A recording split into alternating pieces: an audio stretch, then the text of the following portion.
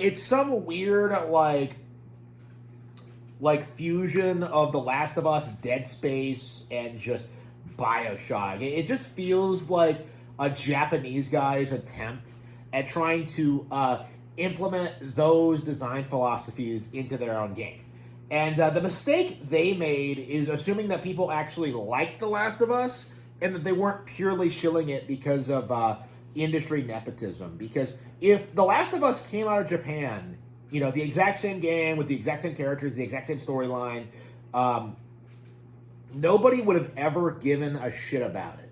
That's just the reality. The only reason The Last of Us had any momentum at all is that it was like produced by Jews and sold to Americans. Okay, like that's just the reality of it. If it didn't have like an Israeli working on it, if it wasn't Neil Druckmann's baby, you would have never heard about The Last of Us. It would never have been glazed the way it is. So when you take that into like consideration, when you like think about it for like 3 seconds, like you really do understand that like there are infinitely better games than The Last of Us out there, but nobody talks or plays about them because that goes against the narrative. Just like how there are plenty of films better than like Avatar or like Avengers or whatever. Just like how there's better books than like what the New York Times bestsellers list tells you, which by the way is not a bestsellers page. It's a editorial list. It's a completely different thing. It's misleading.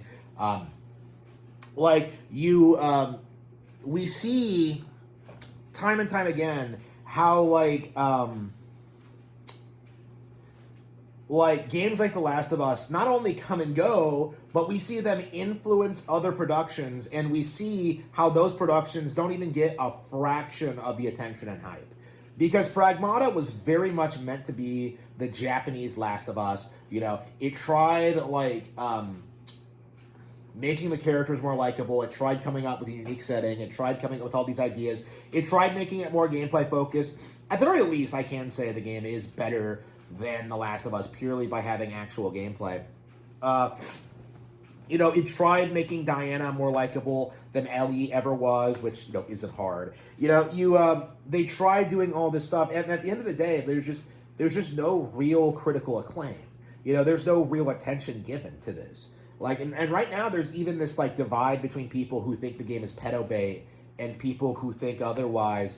And really that's kind of where the discussion about the game ends. Once it's no longer like the flavor of the month release, the big new AAA game from Capcom, who by the way are constantly redeeming themselves